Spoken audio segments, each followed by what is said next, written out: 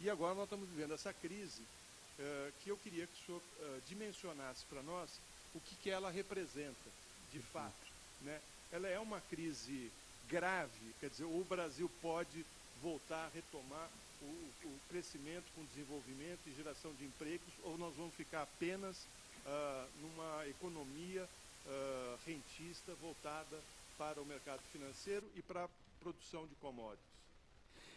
Essa crise, ela, do ponto de vista aritmético, é provavelmente a crise mais profunda dos nossos últimos 120 anos. Se a gente pegar a série do PIB per capita brasileiro, que o IPEA-Data tem disponível desde 1901, se nós perguntarmos qual foi o pior quadriênio, nós veremos 4 quadriênios muito difíceis. O primeiro, na Primeira Guerra Mundial, que foi o fim da Pax Britânica, foi um período muito duro. Acho que o Brasil, no quadriênio da Primeira Guerra Mundial, perdeu 6,5% o PIB per capita dele. Depois a gente não tem nenhum quadriênio ruim, da Primeira Guerra até o início dos anos 80.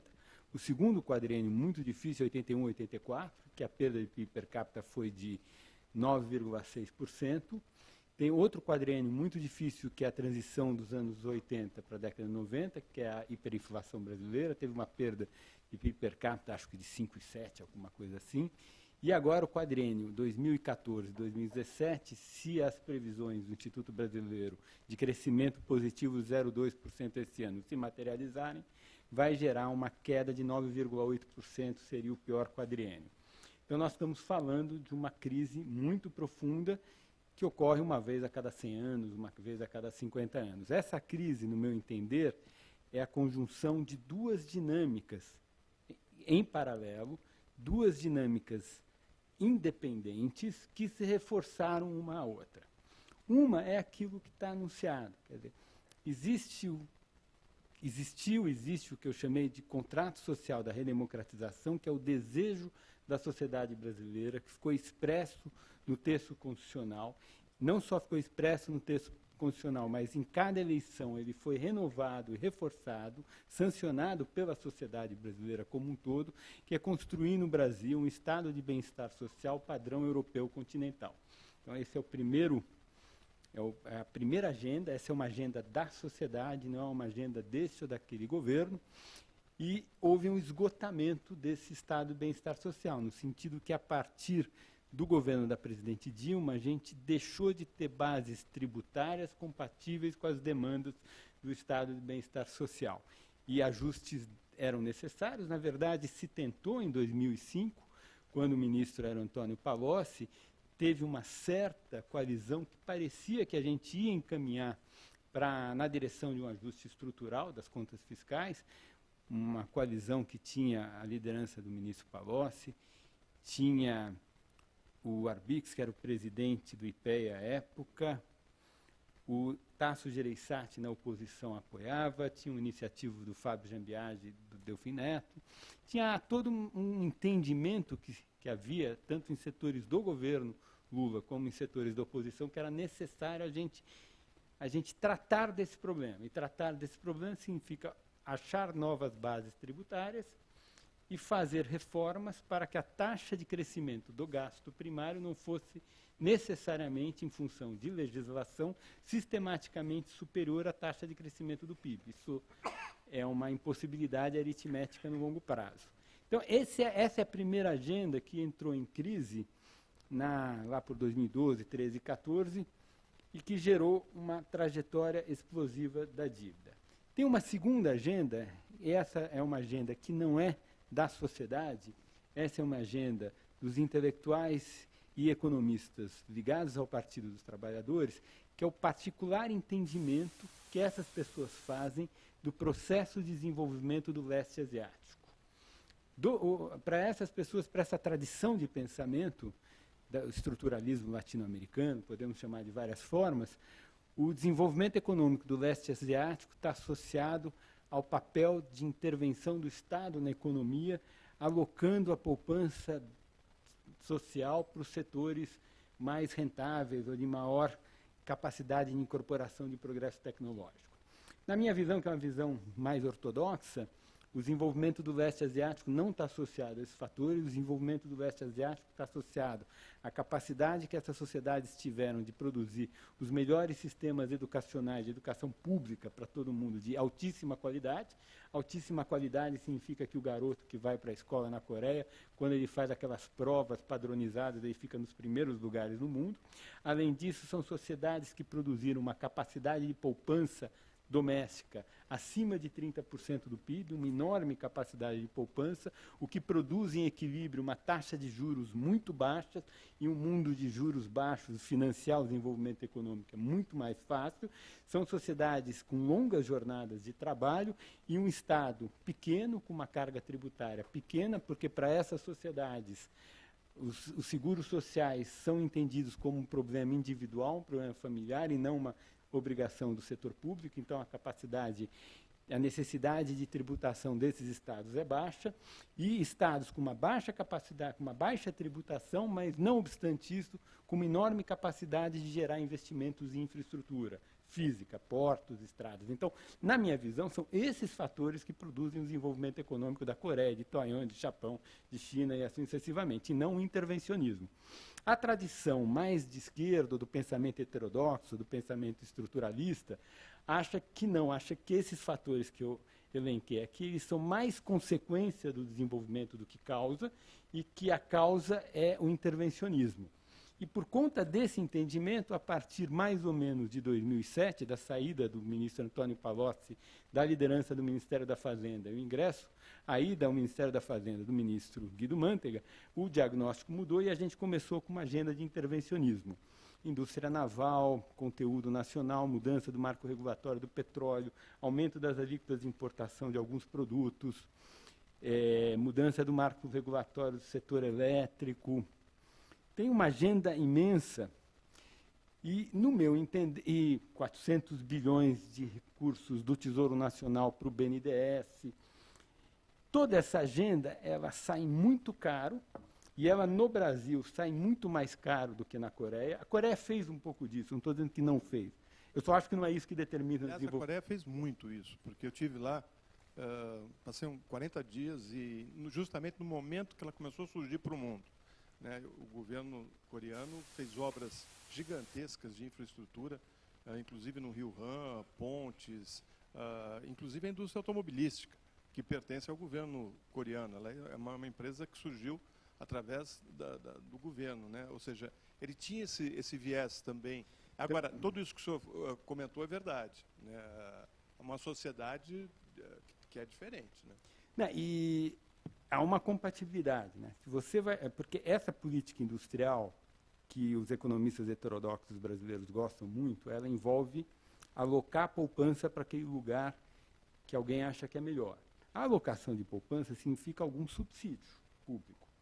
Ora, subsidiar quando, em função de taxas de poupança muito altas, a taxa de juros de equilíbrio normal já é muito baixa, é uma coisa.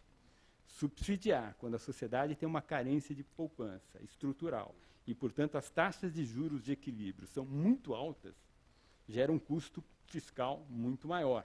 Então, não tem muita consistência, né? Então, assim, você quer ter política industrial como da Coreia, então tem que trabalhar que nem coreano, tem que estudar que nem coreano, tem que poupar que nem coreano. Só ter a política industrial e as 3 outras coisas não vier, não vai funcionar, vai fazer o que aconteceu aqui. Então, você teve essa segunda agenda, que é a agenda do intervencionismo, que saiu muito cara para o Tesouro Nacional, gerou um endividamento das empresas, e como ela foi, não só o diagnóstico, no meu entender, estava errado, mas além do diagnóstico estar errado, a qualidade da execução foi muito ruim, isso gerou um endividamento nas empresas, mas não gerou capacidade de geração de caixa dos investimentos. Ou quando gerou alguma capacidade de geração de caixa, por exemplo, Abreu e Lima agora está refinando e está gerando caixa, gerou uma caixa muito menor do que a dívida que ficou para trás. E aí nós temos um problema patrimonial do Estado. Então, o que aconteceu?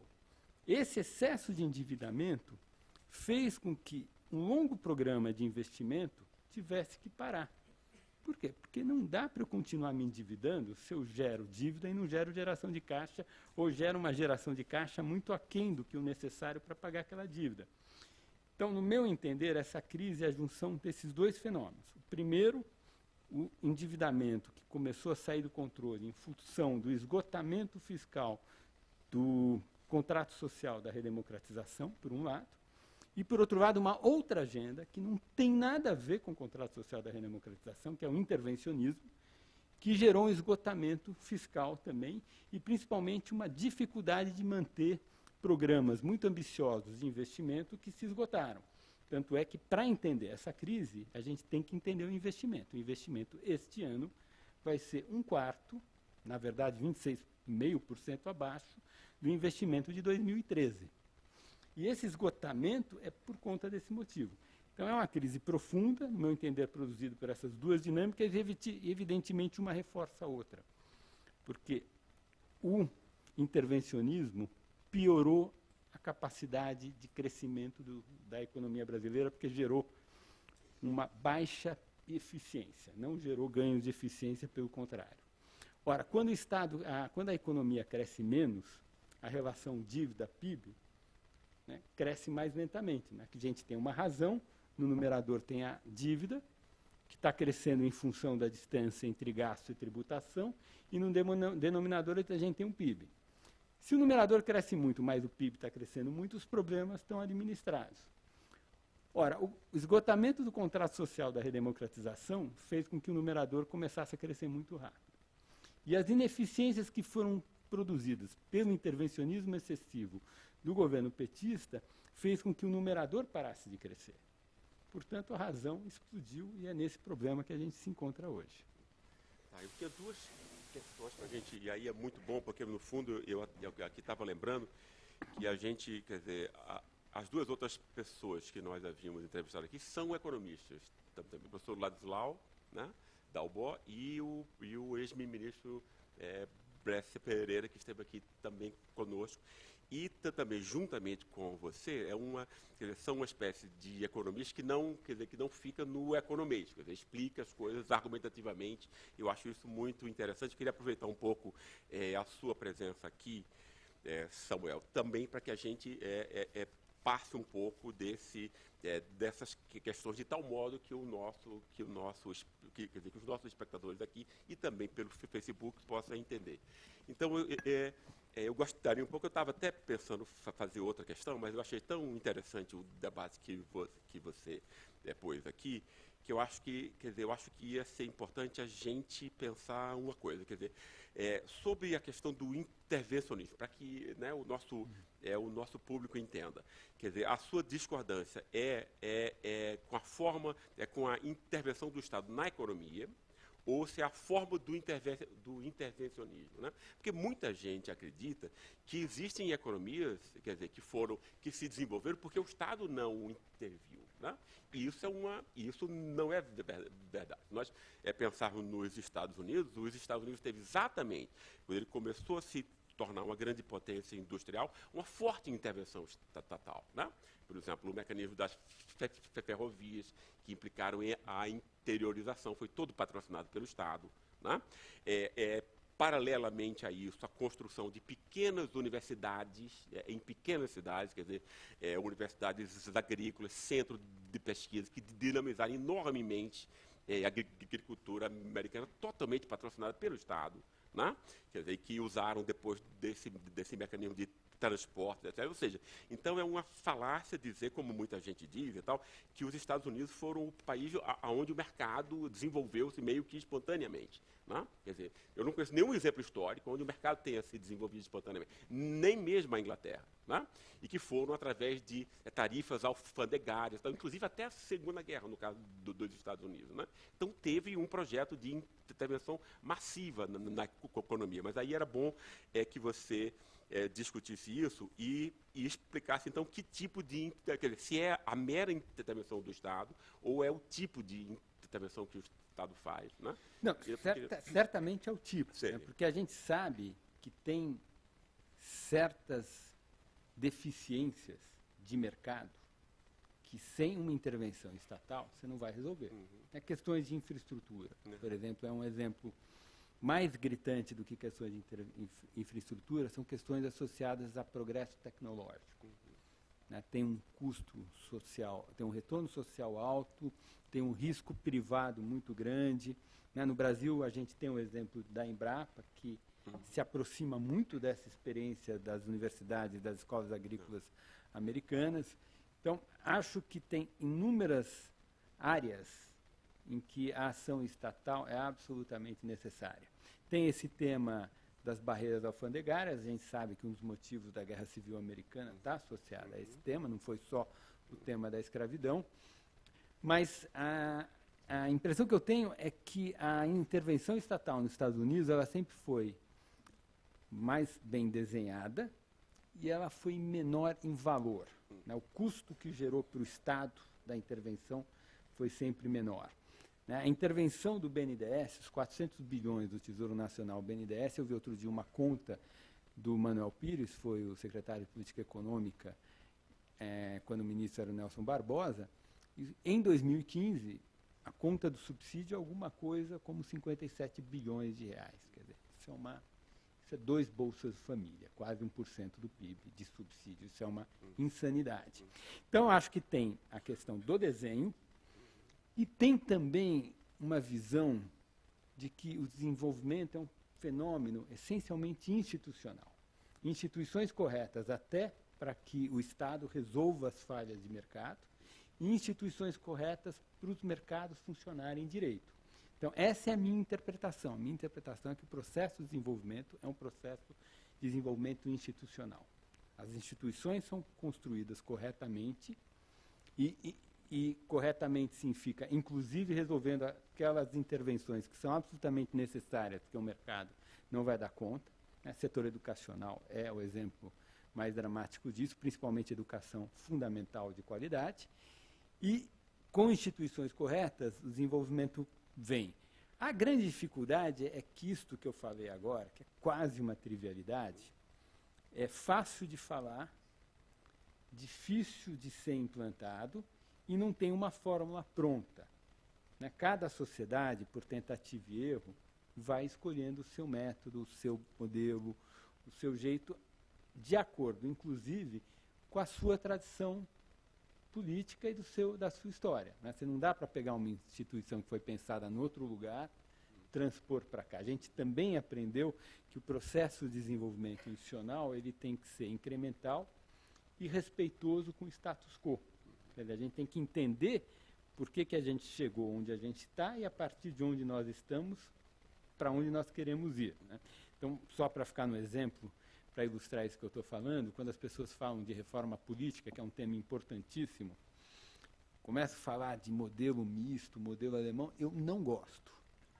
Por quê? Porque é alguma coisa muito diferente da nossa tradição política. Eu prefiro procurar direções de reforma política que sejam incrementais e respeitosas ao status quo. Porque o status quo não está aqui porque um anjo maligno que gosta de ferrar a gente fez as coisas desse jeito. Tem um processo histórico que produziu as coisas desse jeito, né? Então, por exemplo, em relação a esse tema da reforma política, eu gosto muito mais, por exemplo, do projeto que está hoje na Câmara, já foi aprovado no Senado, que introduz cláusula de desempenho e elimina a possibilidade de coligação para voto proporcional, que me parece, de fato, dentro do desenho institucional do nosso modelo de eleição, uma excrescência, né? A gente já tem voto proporcional, as minorias já têm possibilidade de representar, então não faz sentido que partidos ideologicamente muito diferentes concorram não para o voto na cabeça, aí sim faz sentido a coligação, mas para o voto proporcional, para o legislativo, não faz sentido um partido de centro-esquerda coligado com um partido de direita. O eleitor vota no candidato da centro-esquerda e isso entra na conta de um coeficiente eleitoral que vai ajudar o candidato da direita e vice-versa, né? Fica uma verdadeira maluquice. Então, coisas pequenas que partem de um diagnóstico correto, por exemplo, excesso de fragmentação partidária, em que a cláusula de barreira e também o fim da coligação proporcional encaminham esse problema, me parece o mais correto. Eu acho que isso vale para quase tudo, né? Reforma tributária, reforma trabalhista e assim sucessivamente. Bom, eu queria, pegando carona aí na pergunta do Gessé, falar um pouco sobre essa questão do desenvolvimentismo, né? Quer dizer, o senhor falou aqui da Coreia, né, que é um país que conseguiu crescer de maneira sólida, né, explicou os motivos porque isso foi possível, né? Falou do papel do Estado nesse momento. É lógico que a Coreia é um país pequeno, colocado numa região talvez melhor que a nossa no comércio regional, né? Está encravado ali no meio da Ásia, do lado do Japão, da China. É diferente de você estar na América do Sul, com parceiros com menos poder de compra, de negociação, enfim. O Brasil ele fica meio que isolado, me parece que, nessa questão. O professor Bresser Pereira, ele está propondo aqui o novo desenvolvimentismo, né? E a proposta dele é de mexer na questão fiscal, né? Fazer um equilíbrio fiscal, e ele fala também num controle do câmbio, né? Ele acha que é importante, ele bateu isso, acho que quase meia hora, falando que o câmbio tinha que ser desvalorizado, que a moeda, o real, deveria ser desvalorizado para a indústria ter condições e para que o investidor tivesse coragem de colocar o seu dinheiro, não para ganhar a renda fácil, mas para alavancar a produção brasileira. O senhor acha que essa fórmula que o Bresser Pereira colocou e tem defendido é um caminho para o Brasil sair dessa crise? Eu acho que é um caminho quase inviável do ponto de vista político. Eu acho assim, se a gente conseguir fazer a política fiscal que o professor Bresser Pereira acha necessário, que eu também concordo, se a gente conseguir gerar uma política fiscal muito conservadora, naturalmente o câmbio vai desvalorizar e a indústria vai se favorecer. Então, eu acho que alguma coisa a gente vai ter que fazer, porque se nós não fizermos um brutal ajuste fiscal, a gente vai para a inflação acelerada. A dívida pública explode, a gente entra em dominância fiscal e a inflação, a gente volta aos anos 80, aos anos 90. Qual que é a diferença que eu tenho com o Bresser e depois qual é a concordância? A diferença é que o Bresser vem de uma tradição desenvolvimentista, latino-americana, estruturalista não é perfeito, melhor, que é uma tradição que acha que o desenvolvimento econômico está associado à forma como você aloca os seus fatores de produção nos setores. Então, tem setor que gera crescimento econômico, tem setor que não gera crescimento econômico. Em particular, o setor que mais gera crescimento econômico é a indústria de transformação. Então, tem que fazer uma política para induzir a transferência de fatores de produção para os setores que geram crescimento econômico. E uma forma de fazer isso é desvalorizar o câmbio. Essa é a visão do professor Bresser Pereira e dos autores dessa tradição. Eu, olhando os números, eu não chego a essa conclusão. Quer dizer, se eu comparar o Brasil com os Estados Unidos, eu posso fazer duas perguntas. Uma pergunta é, de quanto vai aumentar o PIB brasileiro se eu realocar capital e trabalho no Brasil, entre os setores, agricultura, indústria e serviços, para que nós tenhamos a mesma alocação dos Estados Unidos. Então, se eu mudar a alocação e colocar os fatores de produção nos mesmos setores que eles se encontram nos Estados Unidos, o PIB brasileiro aumenta alguma coisa como 50%. É bastante, 50%. Agora, eu posso fazer outra pergunta. Vou manter a alocação exatamente como a brasileira e vou dar para cada setor a produtividade que este setor tem nos Estados Unidos. De quanto aumenta o PIB brasileiro se eu fizer isso? Não mudar a alocação, mas dar para cada setor a produtividade americana, o PIB aumenta 500%, não 50%, 500%. Então, é muito mais o nosso problema de baixa produtividade. A produtividade no Brasil é 1/5 da produtividade americana, significa que 1 hora trabalhada no Brasil produz 5 vezes menos do que 1 hora trabalhada nos Estados Unidos. Esse fenômeno é muito mais forte, fruto da baixa produtividade em todos os setores, do que fruto da má alocação dos fatores de produção naquele ou naquele outro setor. Agora, é verdade que se a gente conseguir fazer um ajuste fiscal, o que é fazer um ajuste fiscal? A gente aumentar a poupança. O que é aumentar a poupança, gente? Aumentar a poupança é uma coisa ruim à beça. É todo mundo, todos nós aqui nessa sala, e a sociedade brasileira toda, consumir menos. A gente tem uma vida muito mais dura, com a mesma renda. Então a gente vai ter a mesma renda, vai consumir muito menos, e com isso vai ter mais poupança. Se a gente vai estar consumindo muito menos, a gente vai estar indo menos em restaurante, a gente vai estar indo menos em botequim, a gente vai estar indo menos em viajar, a gente vai estar comprando menos brinquedo. Né?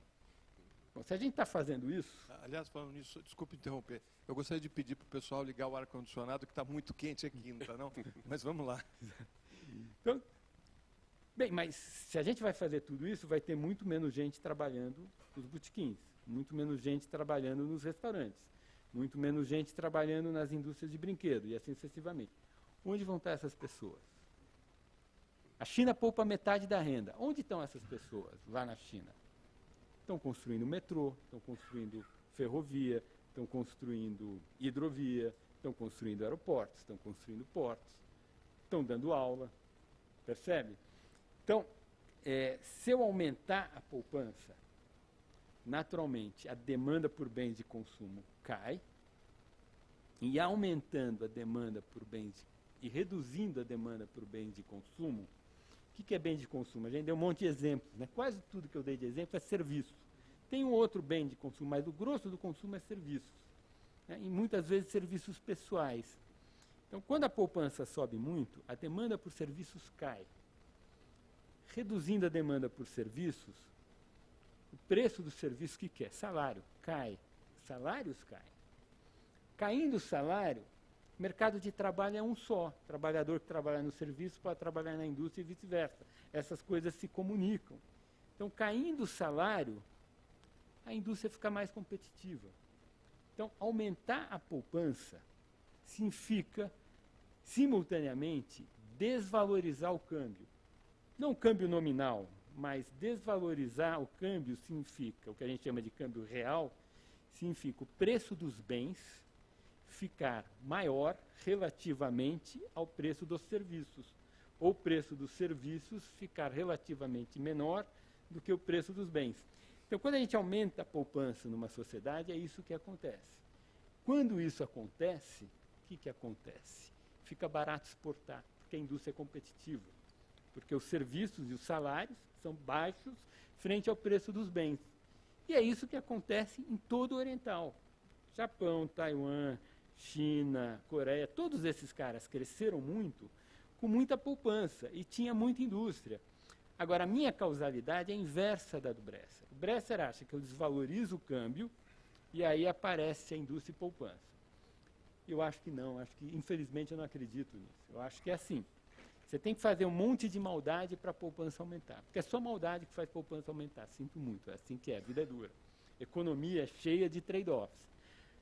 Maldade, o que é reduzir o estado de bem-estar social. O que está associado à poupança? Por que a gente poupa? A gente poupa porque tem risco.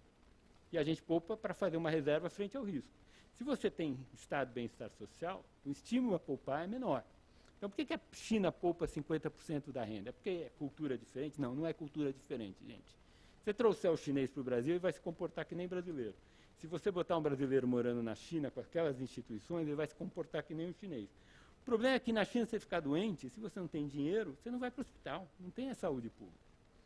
Se você não fizer poupança para aposentadoria, você vai ser um velho pobre. Vai ficar pedinte na rua. Nos Estados Unidos também, um pouco disso, né?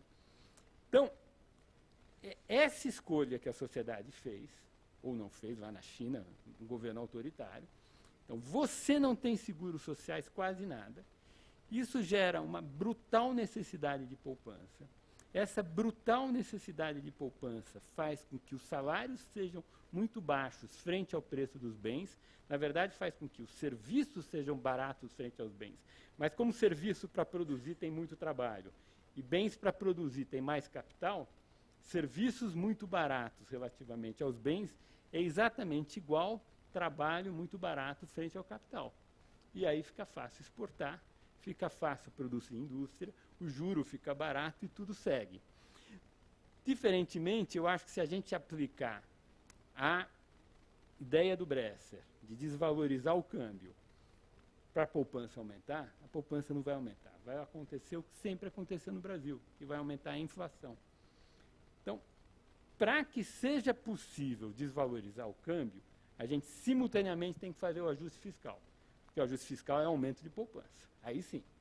Aí a estratégia do Bresser é consistente. E, de fato, vai gerar uma maior alocação na indústria. Porque se fizer o ajuste fiscal duro, vai ter que aumentar a poupança, e aumentando a poupança, eu já expliquei aqui que o câmbio vai desvalorizar, e isso vai ajudar a indústria de transformação. E se a hipótese do Bresser estiver correta, de que a indústria é um setor líder do crescimento econômico, ao fazer tudo isso, vai gerar, sim, mais crescimento econômico. Mas a dúvida que eu tenho é que, tanto quando eu vejo o Bresser, eu já discuti isso com ele, já dei até uma dura. Ele diz, Bresser, você fala a sua hipótese, mas você não fala para a sociedade que a sua hipótese tem uma maldade deste tamanho. Ele falou aqui. Ele falou? Então, tem uma maldade, você não pode esconder. Ele é meio otimista, por quê? Porque ele acha que ele faz essa maldade desse tamanho, mas isso tem um impacto tão grande sobre o crescimento, porque você aloca mais fatores de produção na indústria. Esse impacto sobre o crescimento gera um ganho de produtividade tão grande que rapidamente os salários vão se beneficiar desse ganho de produtividade e mais do que compensarão aquela maldade imensa inicial. Eu não sou tão otimista assim. Eu não acho que os ganhos de produtividade serão tão grandes, nem tão rápidos. Acho que tem lá uma espécie que os marxistas chamariam de acumulação primitiva, maior do que estão nas contas do professor Bresser. Vamos lá. Aí eu fico pensando, Samuel, se não tem outras variáveis importantes em jogo, né? Que são responsáveis também, digamos assim, pela extração do excedente, né? Quer dizer, produzido pela sociedade, por exemplo, sob a forma de juros. Vamos lá. Né? Claro. Né? Por exemplo, assim, por que a gente tem o juro mais alto do mundo? Né? Normalmente se diz que é para manter a inflação baixa, não é isso? Mas, sim, enfim, vários técnicos dizem que não é a única variável nisso. E a gente tem coisas assim. A gente tem um processo que quer dizer, o nosso espectador deve notar e achar estranho o fato de que, por exemplo, aonde o Brasil entra nos seus 3 piores anos, é ao mesmo tempo os anos melhores para Itaú e para Bradesco, etc. Né? Quer dizer, teve Itaú e Bradesco tiveram um juro, tiveram em 2015 um ganho recorde de 30% anual, num caso, e 25% anual no outro. Acho que isso deve ter, quer dizer, eu não sei, você deve saber isso melhor, talvez isso seja um fato único, né? Em um ano. Né? E isso tendo a ver com o fato de que, por exemplo, tem análises também que mostram que, que muito rapidamente, também entre 2013 e 2015, né, a capacidade de compra da sociedade, né, quer dizer, que aumentou muito, tipo 70% de aumento real do salário mínimo, etc., foi muito rapidamente depois, né, sugada e extraída pela intermediação financeira. Né? Como é que você vê enfim, esse tipo de argumento? Então, eu acho, José, que ele não tem fundamento. Deixa eu ver se eu consigo explicar os meus motivos. Primeiro, a gente tem que fazer essas contas direito. Uhum. A gente sabe, o juro real no Brasil é muito alto, uhum. é verdade. Uhum. Né? E para quem é rentista ou poupador, né, a gente pode... É a mesma pessoa, rentista e poupador.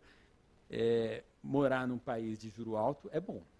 É bom. Uhum. Então, de fato, os rentistas e os poupadores têm uma vida fácil no Brasil. Por quê? Porque se poupa muito pouco. Uhum. Agora, quando a gente olha assim, às vezes eu já vejo o trabalho da Anfip, o Tesouro gasta 20% do PIB com juro, 30%. Isso está errado. Essa conta é doida. Está totalmente equivocada. Por quê? A Anfip considera pagamento de juros refinanciamento de dívida. Tá, então tem uma dívida que vence, o governo põe novo papel, e rola a dívida. Com o dinheiro que ele recebe do novo título de dívida que ele colocou no mercado, ele pega um título novo, vende, pega dinheiro, e com esse dinheiro ele recompra aquele outro título que venceu, acabou o prazo dele. A Anfip considera isso um gasto. Ora, pensa o seguinte, você mora num apartamento alugado, você paga todo mês o aluguel. Aí, quando o seu senhorio disse, olha, eu preciso do apartamento, daqui a 6 meses você libera. Ora, quando você sai do apartamento alugado e aluga um outro, você não gastou o valor do apartamento, né? Porque o apartamento nasceu, você está simplesmente, findou um contrato de aluguel, você entregou o apartamento e alugou um outro. Quando o governo rola a dívida, ele faz rigorosamente a mesma coisa. Então, rolagem de dívida pública não é gasto do ponto de vista econômico. Do ponto de vista da contabilidade pública é, mas do ponto de vista econômico não é um gasto. Também uma parte grande do gasto que o Tesouro faz com juros, né, não é agora a renovação de dívida, é juros, é o serviço da dívida, é os juros. Uma parte grande é para pagar a correção monetária. Então também não é um gasto. Por quê? Porque aquilo está só atualizando para o detentor da riqueza financeira o valor real. Então, para a gente fazer a conta direita, a gente tem que pegar juros pagos pelo Tesouro Nacional, juros reais. E nós temos que lembrar que incide impostos. Não estou dizendo imposto que incide sobre juro. Uma parte do imposto incide sobre a correção monetária. Por quê? Porque o imposto incide sobre juro nominal, não sobre juro real. Então, para fazer a conta direitinho de quanto o Tesouro Nacional está gastando com dívida, nós temos que calcular juros reais, excluindo impostos de renda que incidem sobre a correção monetária da dívida.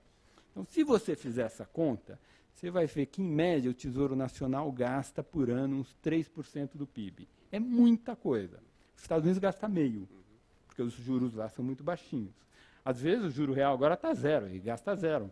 Se fizer essa conta nos Estados Unidos, nos últimos 10 anos, deu zero. A gente gasta uns 3, às vezes dá 2, às vezes dá 4. É nessa faixa o gasto do Tesouro Nacional com juros, fazendo a conta direito. Mas, de fato, os juros reais são muito altos no Brasil. Tipicamente, o Tesouro pagou nos últimos 20 anos juros reais de 6% ao ano, enquanto mundo afora o juro real é alguma coisa de 2%. Então, 3 vezes maior, é muita coisa. E nessa conta que eu fiz agora, de alguma coisa como 3%, 4% do PIB de gastos de juros reais, está embutido esse valor de juro real da casa de 6% ao ano. Com relação aos bancos, eu acho que se calcular a taxa de lucro, que é a receita, o lucro do banco, dividido o lucro do banco, excluindo impostos que ele pagou, dividido pelo patrimônio do banco, vai dar alguma coisa que não é muito diferente da norma internacional, surpreendentemente. Já fiz essa conta anos atrás. E uma maneira da gente se convencer desse fato é que todos os operadores estrangeiros estão saindo do Brasil. Entende? Se esse setor fosse tão rentável quanto parece, o HSBC não teria ido embora. O Citibank não teria ido embora. Aquele espanhol, o outro... Não, o Santander veio, ficou. O outro, tem o Biscaia. Não teria ido embora. Quer dizer, por que os gringos estão indo embora? Não deve ser um bom negócio. Ninguém gosta de perder dinheiro. O Brasil é um país grande, é uma praça importante. Mas, no entanto, o Itaú andou comprando essas agências. Comprou o Bank Boston. Eles foram comprando tudo, né? Quer dizer... Não, claro. E, aliás, até emendando na pergunta do Gessé, eu queria entender por que a Selic cai e os juros aumentam nos bancos para o cidadão comum, né? Quer dizer, eu já estava falando aí que para os rentistas é muito bom, mas acho que é muito bom para o banco, porque uma aplicação que eu faço no banco vai me render no máximo 0,70 e vai render para o dono do banco 20 e tantos %, né, ao mês. Então, assim... Então, assim, acho que eu gostaria de entender por que a Selic cai e a taxa de juros do banco sobe, no momento onde o consumo caiu. Aí tem que ver o momento histórico. Você está falando do spread bancário, né, no Brasil, que é muito alto. Então, essa é uma agenda importante. Porque no Brasil a gente tem os dois problemas. A taxa básica de juros, que é a Selic, real, já descontando a inflação, ela é muito alta para padrões internacionais. E o spread bancário, que é a margem do banco, também é muito alta para padrão internacional. Né? Por que que isso acontece? Esse é um problema complicado. Eu não acho, aí discordando de vocês, eu não acho que é um problema de excesso de lucro dos bancos. Eu insisto no meu argumento. Se fosse excesso de lucro, estava um monte de gente querendo abrir banco no Brasil, e a gente não vê isso acontecer. É possível, eu acho que principalmente para o segmento de pessoa física, não acredito no segmento de pessoa jurídica, no segmento de pessoa física é possível que haja algum poder de mercado. Né, no sentido que a pessoa física, a palavra técnica, fica meio lock-in, né, ela fica amarrada com o banco, porque o banco tem um relacionamento com aquele gerente, oferece um monte de serviços. É muito custoso para a pessoa física procurar um concorrente se as condições forem muito ruins. Então, essa é uma agenda importante e a agenda é uma agenda de defesa da concorrência. Por exemplo, uma maneira... Agora, vou dizer isso para vocês, gente, é uma agenda importante. Não tem uma bala de prata, não vai ter uma coisa que vai fazer o lucro dos bancos caírem ou o spread cair rapidamente, mas a gente teve um período longo de queda de spread no primeiro e segundo mandato do presidente Lula. Ora, o que aconteceu naquele período? Teve uma agenda imensa microeconômica que melhorou a eficiência de funcionamento do setor bancário. Eu me lembro bem, porque nessa oportunidade eu era assessor econômico do senador Tasso Gereissati. Estava na oposição e eu fazia o parecer das medidas que iam ser votadas, e os meus pareceres sempre eram favoráveis àquelas medidas e a oposição sempre votou com o governo nesses temas e inúmeros outros temas também. Então, eu lembro aqui a lei de falência, o empréstimo em consignação, a criação de uma série de instrumentos de dívida com execução extrajudicial, a melhora do Instituto do Patrimônio de Afetação, da Alienação Fiduciária para automóveis, criação do Instituto da Alienação Fiduciária para o crédito imobiliário, criação do Instituto do Patrimônio de Afetação, que melhorou muito a segurança então, do empréstimo imobiliário. Então, tem um pacote de medidas que foram adotadas naquela época e elas fizeram com que o spread bancário caísse muito. Agora, no Brasil, quando você faz uma legislação nova, ela demora para pegar. É natural, a gente tem uma Constituição muito complexa, quase qualquer legislação nova que é feita, ela gera alguma demanda junto ao Supremo, alguma verificação de constitucionalidade daquela legislação, com o tamanho e o detalhamento da nossa Constituição, é muito difícil que isso não venha a ocorrer. Então, entre criar uma lei e a lei fazer seus efeitos, né, ela gera demandas na primeira instância, aí vai para a segunda, até que bate no Supremo, o Supremo pacifica. E, às vezes, você tem um efeito contrário. Eu não conheço os detalhes. Tá? Tem o meu amigo Marcos Lisboa, que foi a pessoa que liderou toda essa agenda do primeiro mandato do presidente Lula, que aumentou muito a eficiência de funcionamento do setor bancário e reduziu muito o spread bancário. Ele conhece melhor os detalhes. Mas, às vezes, as coisas andam para trás. E me parece que, nos últimos 7 anos, para responder aquela sua pergunta, por que a Selic está caindo tanto e o spread não está? Né? A impressão que eu tenho é que, até em função da profundidade da crise e dos problemas que a crise gerou no funcionamento do setor produtivo, a Justiça começou a ter entendimentos diferentes sobre institutos que existiam. Então, uma série de créditos que eram seguros, uma série de instrumentos de crédito que eram mais seguros, que tinham uma certa interpretação que estava pacificada, nos últimos 7 anos, como resposta à crise, eles passaram a ser questionados. E os devedores começaram a ganhar uma série de questões em coisas que já estavam pacificadas. Eu não sei os detalhes, mas Marcos é capaz de explicar para vocês 500 exemplos disso nos últimos anos. Então, o que eu estou querendo dizer é que nos últimos 7 anos a eficiência da intermediação financeira e a segurança jurídica da dívida caiu muito e os bancos estão muito cautelosos por conta disto. Só para te dar um exemplo, os bancos públicos no governo Dilma, eles foram estimulados a conceder muitos créditos e a Dilma tentou, até por uma interpretação que tem por trás essa ideia de que é um setor cartelizado e que cobra juros excessivos, e por fato dos juros serem excessivos, tem uma rentabilidade excessiva, por conta desse diagnóstico, em 2012, a presidente Dilma forçou a Caixa Econômica e o Banco do Brasil a entrar numa série de linhas de crédito que tipicamente eram dos bancões privados e emprestar para forçar a redução do crédito. Isto foi feito, houve essa redução.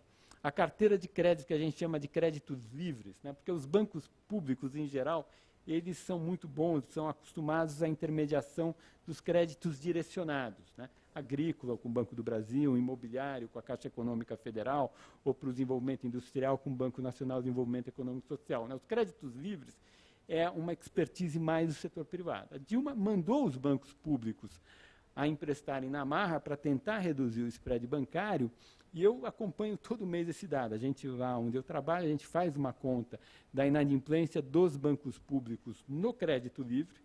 Tem que separar, porque no site do Banco Central a gente tem a inadimplência dos bancos públicos no crédito total. Mas eu tenho que separar direcionado de livres, e quando eu faço essa separação, hoje a inadimplência dos bancos públicos nos créditos livres, fruto daquela política, está em 10%. Enquanto a inadimplência dos bancos privados está em 3,5%. Então, o fato, inclusive, dos bancos públicos terem entrado pesado nessa agenda e estarem arcando agora com prejuízo imenso, é sinal que essa teoria de que o setor é pouco competitivo e a rentabilidade é excessiva tem algum problema. Como essa teoria também deve ter algum problema, porque se isso fosse verdade, os bancos estrangeiros não deveriam estar saindo do Brasil. Eu reconheço que talvez tenha algum problema de competição no segmento de pessoa física, mas me parece que a maneira de enfrentar isso é com microeconomia. Por exemplo, uma maneira, mas não é uma bala de prata, não vai ter uma medida que vai resolver todos os problemas, é um elenco imenso de medidas. Posso colocar minha colher aí? Só claro, por favor. Eu estou aqui chutando. Não, vamos lá. Eu acho que não ficou muito atraente para eles, porque, por exemplo, eles não tinham autorização de fazer recebimento de contas públicas. Ou seja, só os bancos brasileiros podem receber as contas de luz, de água, de impostos. Ou seja, toda essa movimentação de dinheiro, os bancos estrangeiros não podem operar no Brasil. Talvez isso seja um dos motivos, que devem ter outros motivos, porque se fosse tão ruim, eu imagino que o Itaú e o Bradesco não sairiam comprando esses bancos como compraram e carteirizaram no final, porque você se lembra bem, eu também, e eu acho que o Gessé também, que no passado a gente tinha muitos bancos privados nacionais e alguns internacionais, os principais, os norte-americanos, né? E esses bancos desapareceram, Banco Nacional, Banco do Desenvolvimento, que eram vários, né? Então, eu ainda tenho um pouco de dúvida a respeito de que não é um bom negócio. Eu acho que é um bom negócio, porque você pegar o lucro deles anual é muito alto. Mas tem que calcular a taxa de lucro, Florestan. Não pode falar, porque tem que ver o lucro frente ao patrimônio, né? Mas eu acho que isso pode ser uma medida, né? Certamente seria muito interessante que os bancos estrangeiros pudessem operar com todas essas contas, para aumentar a competição, né? Eu acho que essa medida é uma medida meio xenófoba, pouco produtiva. Também a gente pode imaginar uma medida, como foi feito em Portugal, que é se criar que é levar ao limite a ideia do banco 24 horas. Quer dizer, essas caixas automáticas na rua, elas serem da mesma empresa. Você faz um consórcio dos bancos, cada banco entra com uma proporção, e você unifica, porque aí você reduz um pouco o poder de barganha daquele cara que tem rede grande. Porque aquele cara que tem rede grande, a pessoa que sempre quer ser cliente dele, porque você viaja pelo Brasil, você anda pela cidade, é mais fácil, tem caixa tudo quanto é lugar. Agora, se essas caixas são unificadas, iguais para todo mundo, aí um banco pequeno, um banco agrícola, um banco local, consegue competir. Também tem hoje esses instrumentos de créditos ligados à internet, tem coisas novas surgindo que também colocam pressão sobre os bancos. A gente viu agora a compra da XP pelo Itaú, né? A XP é uma empresa que inventou uma coisa que competiu com Personalité, que é, segundo as pessoas que entendem do negócio bancário, o negócio mais rentável dentro da instituição banco. O Banco Itaú, onde ele ganha mais dinheiro é no personalité, o Banco do Brasil é no estilo e o Bradesco no equivalente. Né? Então, acho que essa é uma agenda importante, deve ser tocada pelo CAD, pela Secretaria de Acompanhamento Econômico no Ministério da Fazenda e pelo Banco Central, que são medidas microeconômicas para estimular a competição. Eu acho até que a gente deve também abrir, né? Bom, eu tenho uma questão só para encerrar e depois a gente já pode ir começando a coletar. Samuel, você tocou num ponto que eu achei muito importante, que foi a questão, você ligou educação e aumento da produtividade. Né? O exemplo histórico alemão, no final do século XIX, talvez seja o melhor exemplo disso. Acho o japonês melhor ainda. Né? Pronto, quer dizer, os dois são sempre muito e os seus trabalhos mostram isso, né? Exatamente. Os seus dois livros, Ralé e Classe Trabalhadora, a educação está o tempo todo nos seus dois volumes. A gente construiu uma classe aqui, que é um terço, né, que não tem acesso às pré-condições do conhecimento. O seu livro da Ralé, ele bebe no livro do pai dele. Né? É verdade. Corporação do Negro numa Sociedade de Classe. Me convidou para vir para cá. Quer dizer, o que está no Florestan Fernandes? A gente tem um processo histórico que a gente criou uma massa da nossa sociedade, são os descendentes de escravos, que não passaram por nenhum processo de formação, de educação formal. E a gente acha que é natural saber que tem que chegar na hora, saber que tem que estar asseado, saber que tem que obedecer. A gente acha que tudo isso a gente nasce e não nasce. Né? Exatamente. A humanidade criou, foi séculos de revolução industrial para que a classe trabalhadora desenvolvesse essas qualidades, né, que o pessoal, essas habilidades que o pessoal que estuda a economia da educação chama de habilidades não cognitivas. E se a gente pegar os trabalhos do Heckman, que é um professor titular do Departamento de Economia da Universidade de Chicago, ele insiste muito tempo que essas habilidades não cognitivas são tão importantes quanto as habilidades cognitivas. E quando a gente lê os seus trabalhos, e a gente lê o livro do Florestan, que a gente vê exatamente esta mensagem do Heckman, que é a educação formal tem um papel fundamental na preparação da classe trabalhadora para o mercado de trabalho capitalista moderno. Né? E isso não é um dado, as pessoas não nascem prontas. Exatamente. E é um pressuposto até. Quer dizer, não é uma coisa dúvida. Isolada, né, da capacidade cognitiva, como você bem lembrou. É um pressuposto para ela. Você tem que poder se concentrar, você tem que ter pensamento prospectivo, você tem tudo isso. Tem que aguentar frustração. Tudo é né? Mas aí eu gostaria de dizer que, por exemplo, se isso é tão importante para a montagem de um país moderno, né, como você vê esse dilema, por exemplo, porque isso tem a ver com um forte investimento na educação, né? Quer dizer, ainda que isso não seja produzido na escola, né, isso é muito mais produzido pelo abandono dessas classes, das famílias dessas classes, né, porque afinal a competição não começa na escola, ela começa muito antes, mas a escola é a única instituição que o Estado pode intervir. Não é isso? E de que modo você acha que esse aspecto poderia ser um aspecto central numa reforma e de que modo, quer dizer, como é que você pensaria, né, quer dizer, na inclusão educacional de tanta gente que está fora dentro de uma perspectiva de aumento de produtividade, de, enfim, modernização, racionalização da economia, etc, etc. Tá, eu primeiro olho a oportunidade que a gente perdeu com os governos petistas, né, que começaram muito bem, né, o primeiro mandato do presidente Lula, eu acho que era um ótimo governo, e me parecia que estava com a agenda correta. Eu que me considero muito próximo do governo PSDB e tal, em 2002 eu votei no Lula, nunca falei isso publicamente, vou falar agora. Por que eu votei no Lula e não votei no José Serra?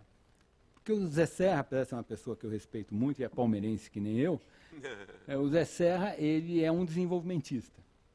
Tá? E eu acho, vem o José Serra, vem aquela agenda intervencionista, o Lula é mais pragmático, ele não vai entrar nessa bobagem.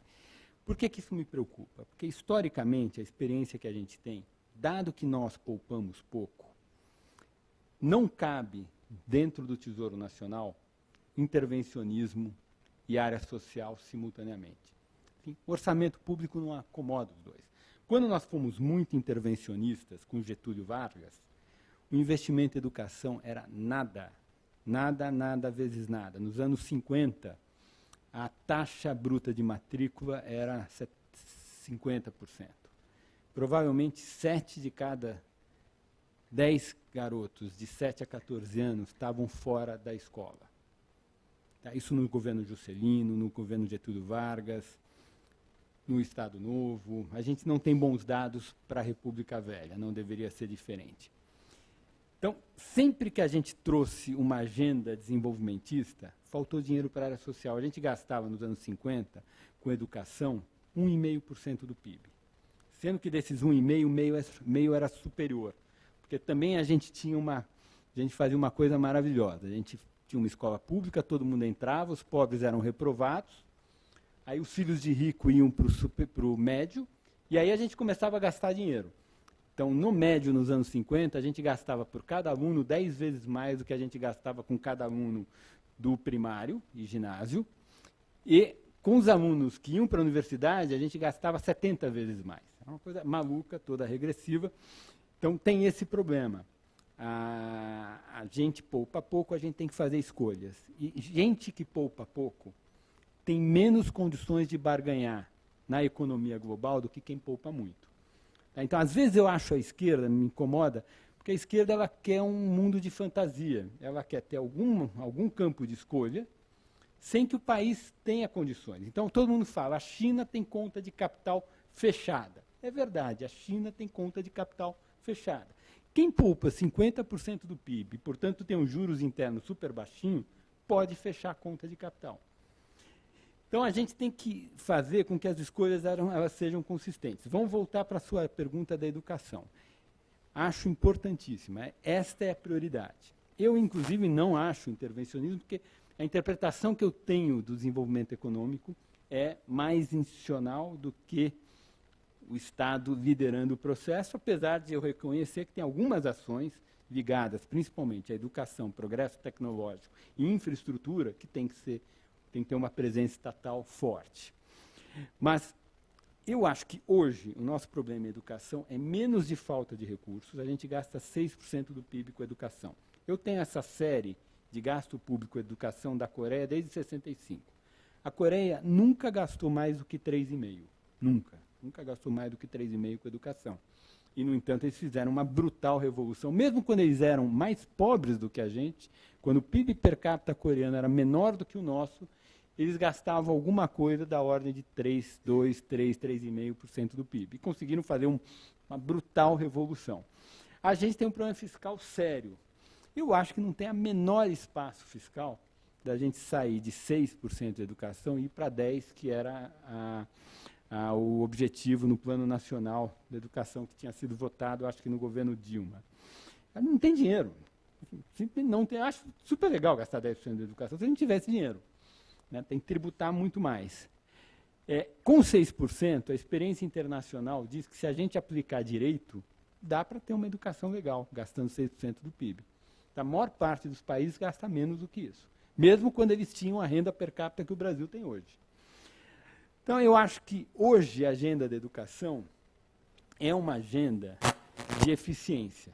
A gente tem que pensar contrato de trabalho de servidor, regras de aposentadoria e um monte de outras coisas. A gente tem que fazer com que desses 6% eu consiga extrair mais serviços. Além disso, tem toda uma área social que eu acho que demanda recursos, que seria alguma coisa tipo médico na família, né, que é um programa muito bem sucedido, que a gente tem que ter algum tipo de ação estatal sobre as famílias para ensinar as famílias a ensinar os filhos, né, que aquilo a gente acha que é normal, né, os filhos dos ricos eles nascem muitas vezes em casas que tem livro, um garoto com 1 ano, 2 anos tem um monte de livro, sabe o que é capa, sabe o que é contracapa, sabe que lê da esquerda para a direita, antes de ir para a escola. Né?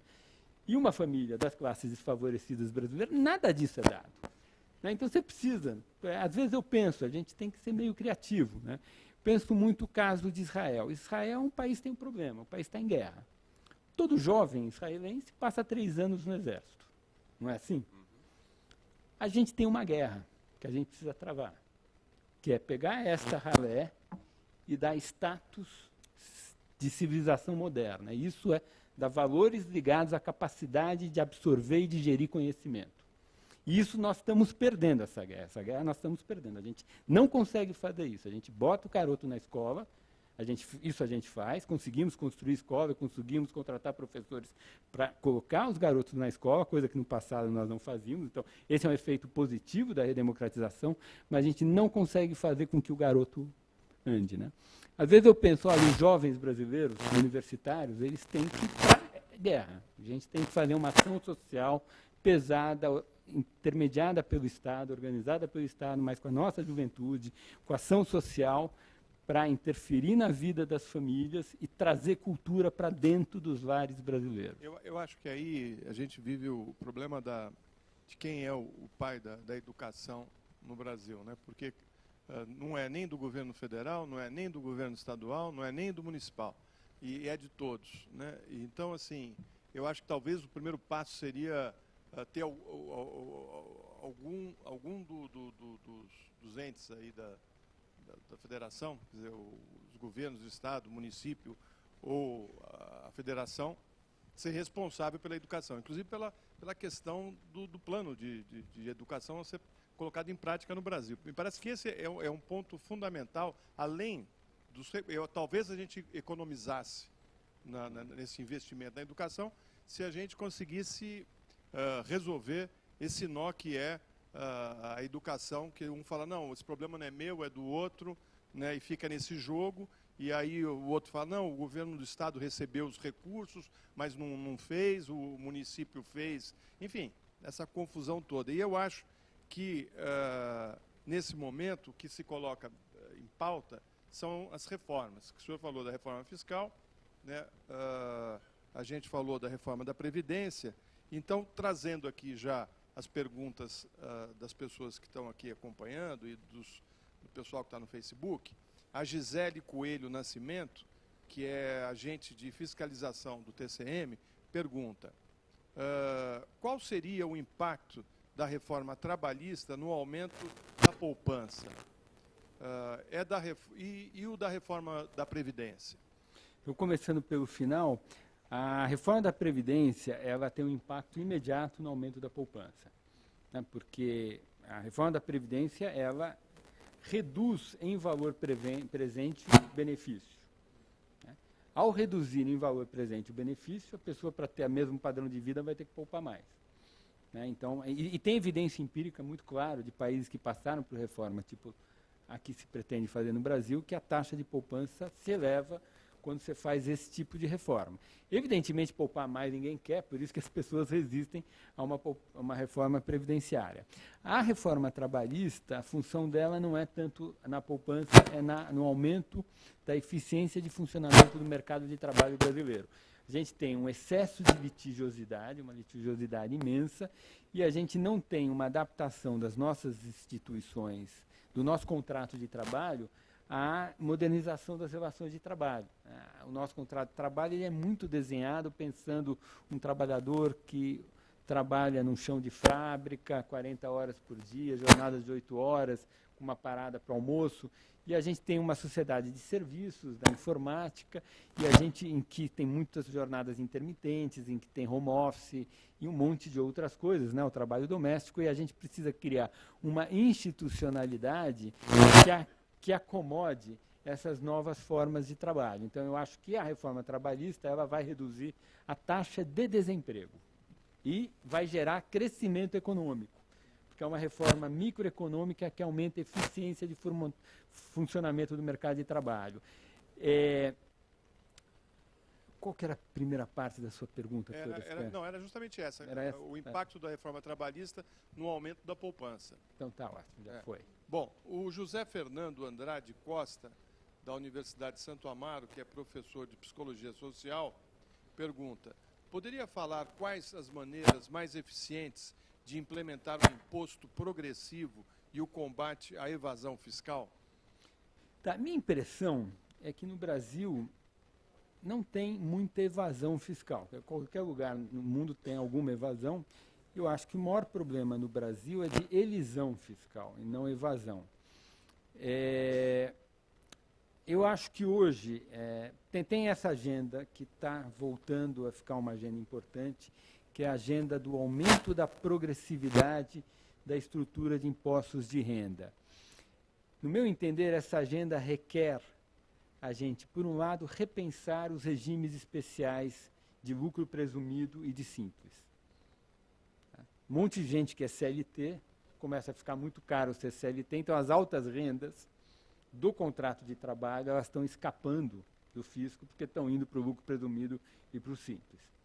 Por outro lado, eu acho que no financiamento da Previdência, a gente tem que eliminar com aquela ideia de que o patrão ou empregador paga 20% sobre o salário todo.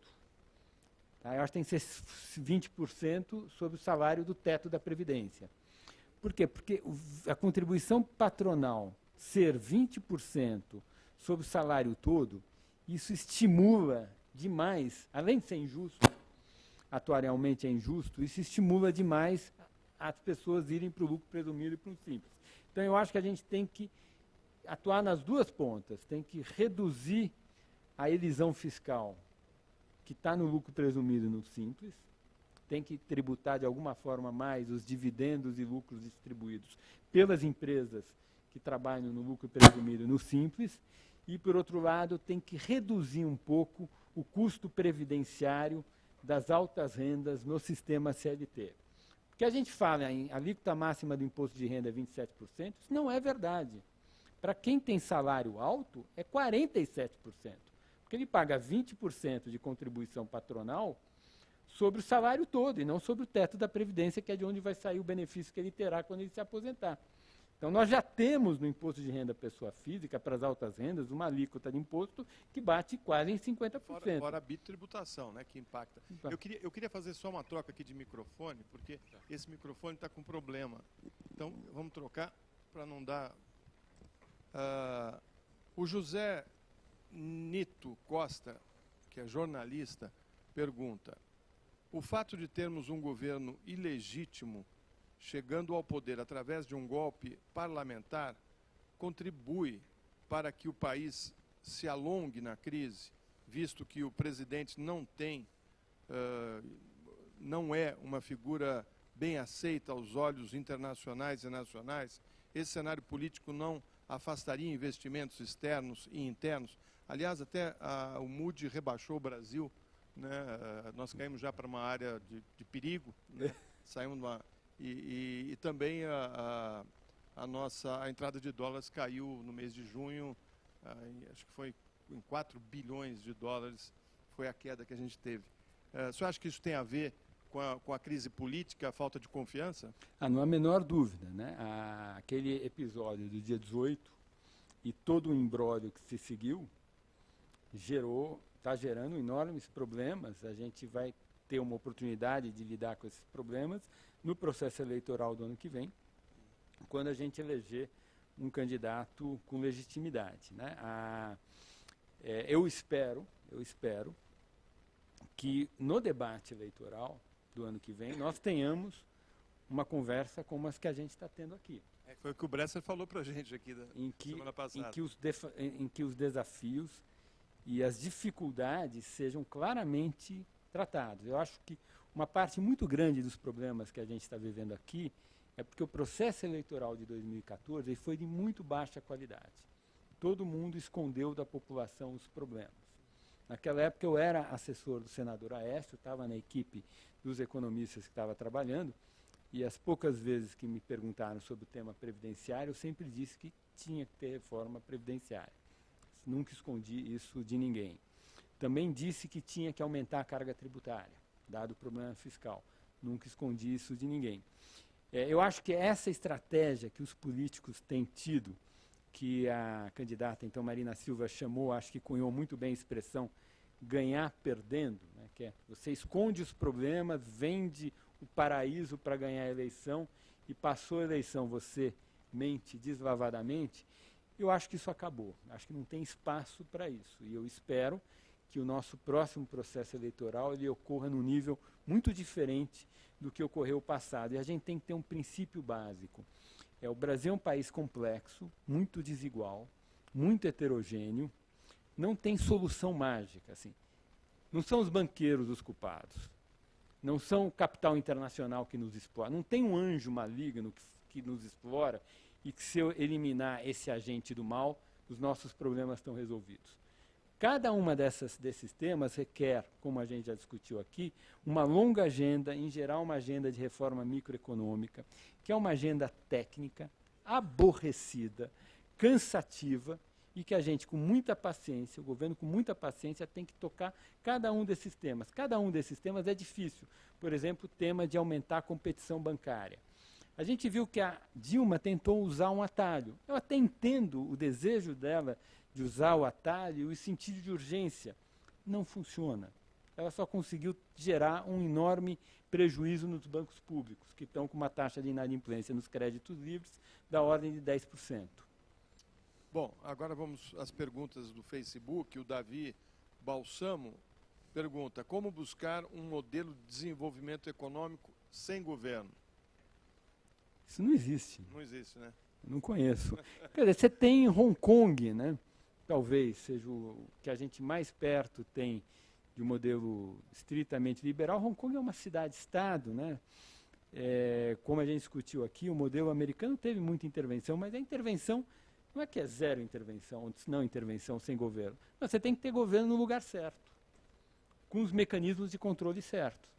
Até a política industrial que a Coreia fez, por exemplo, na indústria naval, em tantas outras, tinha uma estrutura de incentivos correta.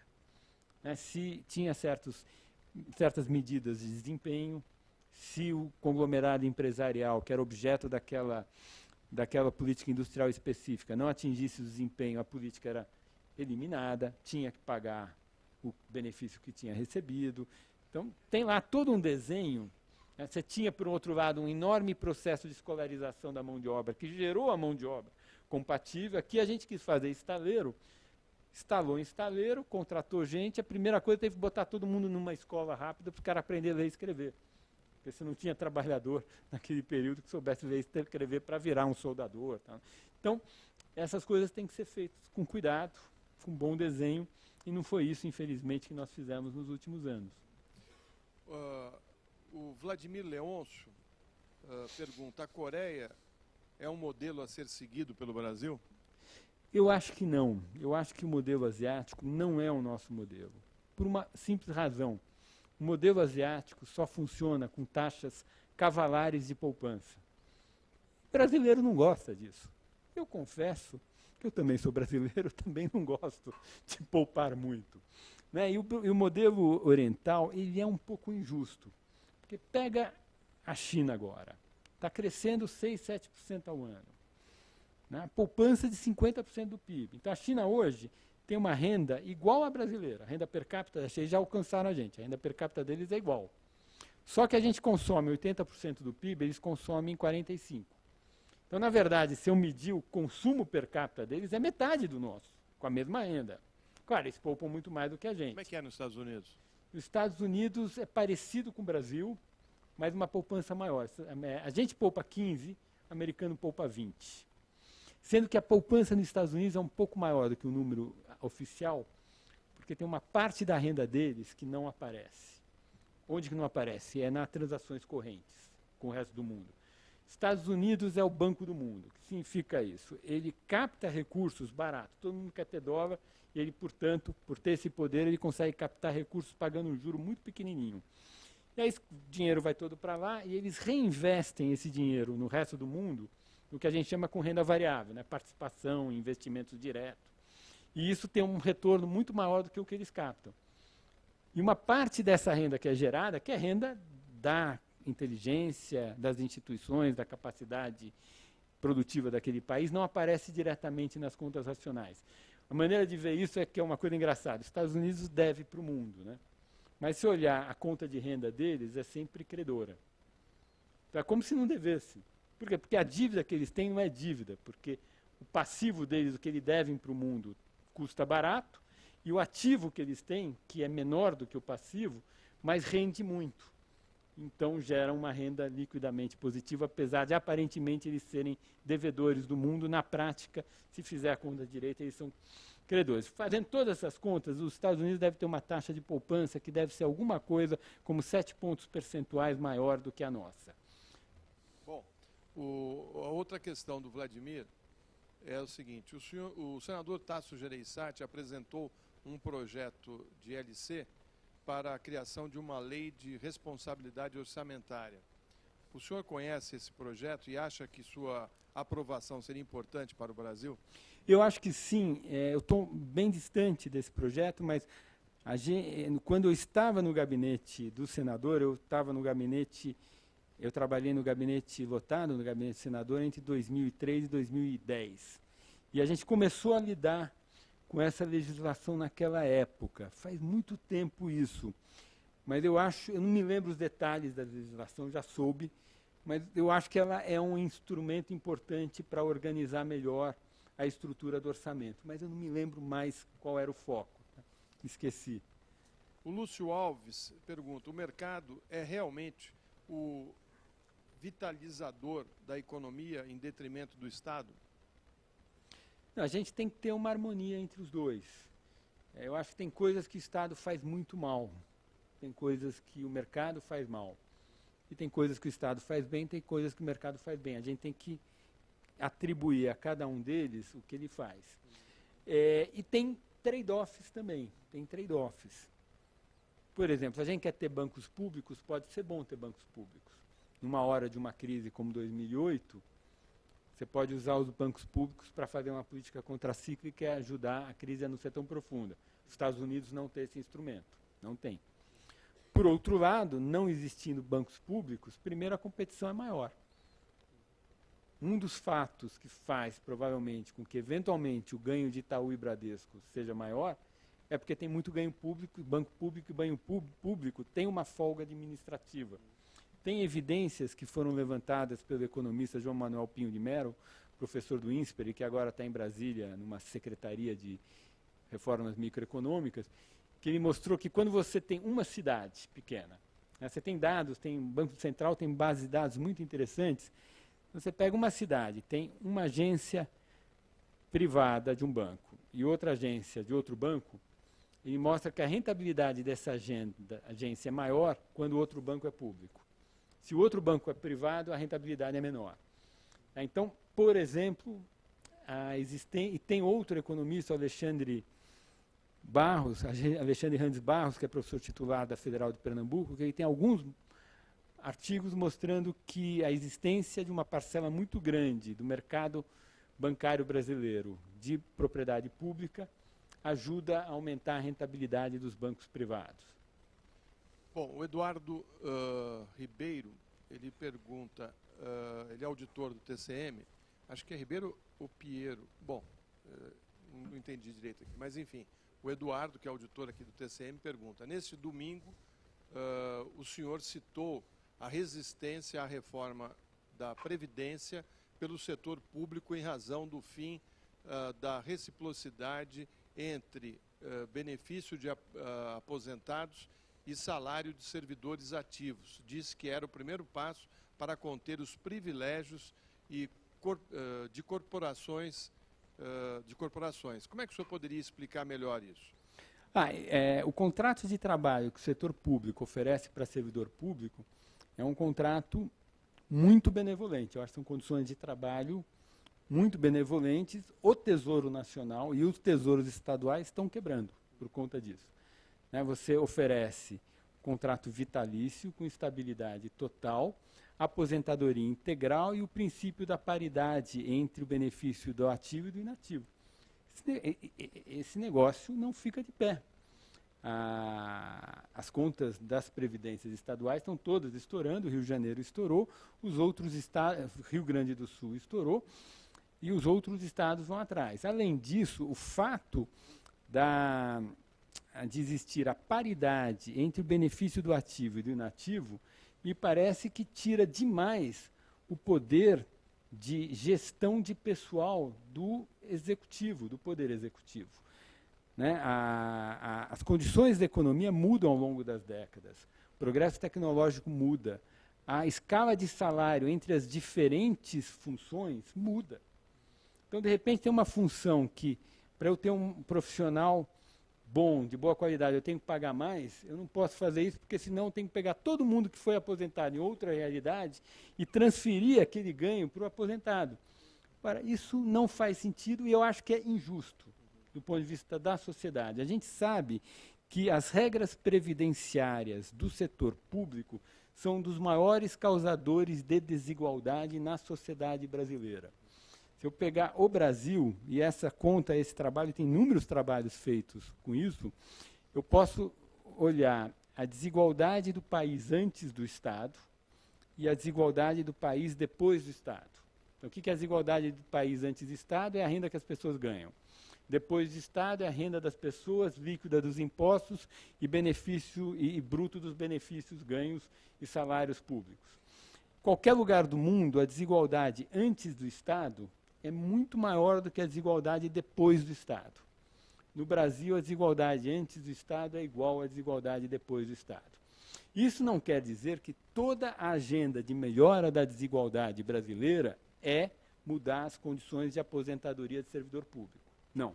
A gente tem uma agenda de imposto de renda que já discutimos um pouco aqui, que no meu entender está associado principalmente aos regimes especiais do regime do lucro presumido e do simples. Mas uma parte grande da desigualdade brasileira está localizada no setor público, em condições absolutamente privilegiadas de acesso ao benefício da aposentadoria que o setor público concede aos seus servidores. Eu acho que é um privilégio escancarado, frente à realidade do setor privado. Você tem mais alguma questão?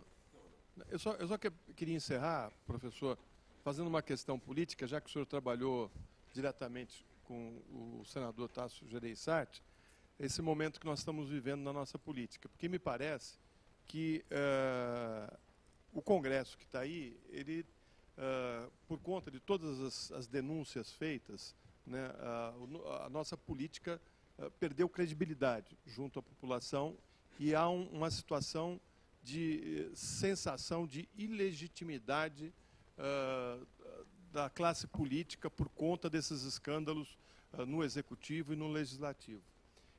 Não é temeroso fazer reformas nesse momento? Não seria melhor para o Brasil fazer uma eleição, antecipar a eleição e colocar o tema reforma do Estado na pauta e a gente eleger pessoas para fazer essas reformas? Eu acho que no mundo ideal, Florestan, acho que sim. Mas o Brasil, infelizmente, a gente está longe do mundo ideal. Né? A gente começou fazendo essas reformas porque nós estávamos indo para o precipício.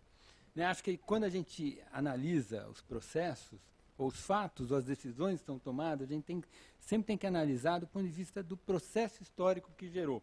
Eu entrei outro dia num longo debate com o professor emérito da USP, o professor Rui Fausto, um dos melhores filósofos brasileiros, né, discutindo a questão da social-democracia. A gente sabe que a social-democracia no mundo teve o neoliberalismo nos anos 80, tem uma série de ajustes, mas quando a gente olha isso, a gente tem que lembrar, não é um anjo maligno, alguém do mal que resolveu reformar a social-democracia. A reforma da social-democracia no mundo, ela foi colocada, essa agenda nos anos 70, porque o modelo estava se esgotando, estava gerando muito menos desenvolvimento econômico, estava gerando muita inflação e estagnação. Então, por que essa agenda de reformas ela foi colocada agora? Porque nós estamos lá no segundo semestre de 2015 indo para o precipício da inflação. Nós estávamos quase em dominância fiscal. Nós íamos voltar para os anos 80. E lembre-se, a Argentina está com 35% de inflação. A Cristina Kirchner entregou o bastão com uma inflação de 35% ao ano há muito tempo. A Venezuela está com hiperinflação. Então, esse risco não é uma piração minha ou eu estou querendo deixar todo mundo com medo. Esse é um risco real. E por conta desse risco real é que ocorreu o impedimento da presidente Dilma, imagino. Eu acho que o impedimento da presidente Dilma foi fruto de uma crise política muito aguda, em que o Centrão, que era uma força importante na coalizão da presidente Dilma, perdeu a confiança sobre o grupo político petista, e uma total desorganização da economia, com os prêmios de risco do Brasil subindo muito e o câmbio desvalorizando muito, o que ia bater na inflação, que gerou toda essa agenda de reformas. Então, a agenda de reformas é o que dá. Eu entendo que há um déficit de legitimidade. A legitimidade hoje do Congresso é formal, porque as pessoas foram eleitas, e a gente sabe que na democracia é um conjunto de regras. Democracia não tem um conteúdo em si. Democracia é um processo de solução de conflitos. E, portanto, o formalismo é importante. As pessoas foram eleitas, elas têm a legitimidade formal. Se o que elas fizerem for muito ruim, o próximo presidente desfaz. E a minha experiência de Brasil é que desfazer para fazer bondade é muito mais fácil do que fazer a maldade. O governo Temer está fazendo um monte de maldades que, do ponto de vista da nossa estabilidade coletiva enquanto sociedade, na verdade, é uma enorme bondade. O país vai sair, se nós aprovarmos a reforma, muito melhor do que ele entrou. E eu confesso, Florença, eu acho que o Lula, quando chega em casa, assim, no escurinho do quarto dele, ele reza para as reformas serem aprovadas. Ele não pode falar isso porque, do ponto de vista do interesse político e eleitoral dele, ele tem que ter um discurso para a base dele. Mas, se as reformas forem aprovadas, quem sentar naquela cadeira do Palácio do Planalto, seja o presidente Lula, seja qualquer outra pessoa, em 2019, em janeiro de 2019, vai ter uma vida muito mais fácil do que sem reformas. Então, eu acho que, inclusive, toda a esquerda, no escurinho do quarto dela, está rezando pesadamente para as reformas serem aprovadas.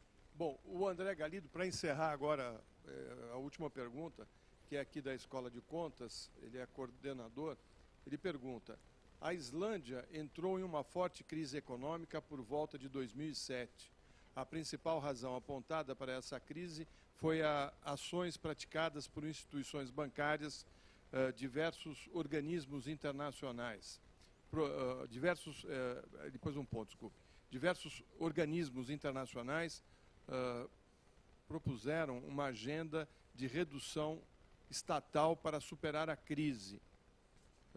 Ao contrário, pela mobilização social e decisão política, a Islândia negou essa agenda e conseguiu índices econômicos positivos. O modelo recente da Islândia não serve como exemplo? Não, a Islândia, até onde eu sei, é uma economia de mercado. Tem um desenvolvimento muito forte ligado ao setor de pesca, né? A Islândia fez, o que ela fez, ela deu um calote. Ela fez o oposto do que a Irlanda fez. Era o mesmo caso, a Irlanda é muito maior do que a Islândia. São bases, principalmente a Islândia, é uma base produtiva muito tênue, muito pequena, que virou um paraíso fiscal para banco. Então, passou a ter uma atividade bancária muito maior do que a base produtiva daquela região sustentava. Isso vale tanto para a Irlanda quanto para a Islândia, mais para a Islândia do que para a Irlanda, mas também valia para a Irlanda. Aí, quando veio a crise, os bancos quebraram. Em geral, né, o banco, quando quebra, o tesouro cobre e ou estatiza ou vende depois. Essa é uma questão complicada. Depois dessa crise de 2008, diversas leis de resolução de episódios de falência bancária mudaram exatamente para melhorar isso, né? Por exemplo, pegar com que uma série de títulos de dívida tivesse uma característica híbrida. Então, se houver um fenômeno, um processo de quebra, esse título de dívida vira capital e ajuda na massa falida. Então, você tem uma série de instrumentos que foram criados para tratar desse problema, que é um problema dramático das economias de mercado e que, de fato, ficou muito mais aguda quando a economia mundial entrou nessa agenda de liberalização dos mercados, inclusive do setor bancário. A Islândia fez o oposto do que a Irlanda. A Islândia, quando quebrou, ela chegou, pode quebrar. Ela não cobriu. Por que ela pôde fazer isso? Porque quem tinha dívida, os detentores daquela dívida daqueles bancos, os bancos quebrando, aliás, não, dívidas não, desculpe, ativos, né, quem que tinha ativo contra aqueles bancos que iam quebrar? Eram cidadãos de fora da Islândia. Então, deixa quebrar, e isso fez com que a dívida pública islandesa não crescesse, e isso facilitou a recuperação. A Irlanda fez o caminho oposto. País maior, muito próxima da Inglaterra, da zona do euro, achou que permitir esse calote ia ser ruim para o país e ia ter implicações. Então, bancou. Em 2 anos, a dívida pública irlandesa subiu uns 60% do PIB, foi um problema, situação dramática. Acho que o primeiro-ministro, ou ministro da Fazenda, que patrocinou essa saída, pegou um câncer e morreu um ano depois. Acho, porque aí a comparação com a Islândia ficou muito clara e a população ficou chateada, né? Porque de um dia para o outro a dívida irlandesa subiu muito. Não obstante disso, a Irlanda também está se recuperando bastante bem, está bem avançada na recuperação, então não está claro que a saída islandesa foi melhor, mas é uma saída possível, você tem que arcar com os custos de dar o calote. Né? Por exemplo, a Grécia poderia sair da zona do euro e dar o calote. Talvez resolvesse. É um risco. Né, no começo, né, era a ideia. O Syriza, né, fez a campanha pregando a saída. Não disse a saída, mas a consequência lógica do que eles pregavam era sair do euro. Ganhou a eleição e não recuou. Então, algum motivo deve ter. Então, a gente não pode ser tão afobado e achar que existe alguma solução fácil para problemas complexos. Mas, de fato, na Islândia, que é uma ilha pequenininha, funcionou. Na Irlanda, não sei se funcionaria.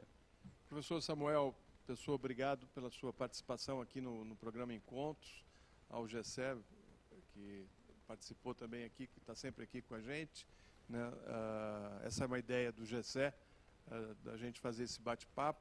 Eu achei bem divertido, porque pela primeira vez eu estou participando de uma entrevista com um grande sociólogo, né? E numa discussão de altíssimo nível, e é importante ter pessoas como o senhor participando dessa discussão da reforma do Estado. É importante para os funcionários do Tribunal de Contas, é importante para as pessoas que estão acompanhando, né? E como disse o senhor e disse o Bresser Pereira, essa discussão da questão da economia e dos caminhos para o Brasil sair dessa crise tem que estar na pauta do dia, porque vai ser realmente o assunto mais importante das eleições de 2018. Assim eu espero, pelo menos. Obrigado pela sua participação. Eu que agradeço a enorme oportunidade e o convite de vocês. Muito obrigado pela oportunidade.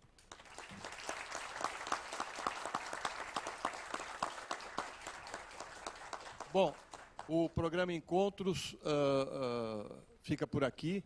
Aqueles que chegaram agora e pegaram só parte dessa nossa conversa podem rever no Facebook ainda durante alguns dias, e depois o programa vai estar no YouTube à disposição das pessoas que quiserem rever ou ver por completo esse nosso bate-papo. Muito obrigado a todos que nos acompanharam pelo Facebook ao vivo e pelas pessoas que estão aqui no nosso anfiteatro. Obrigado.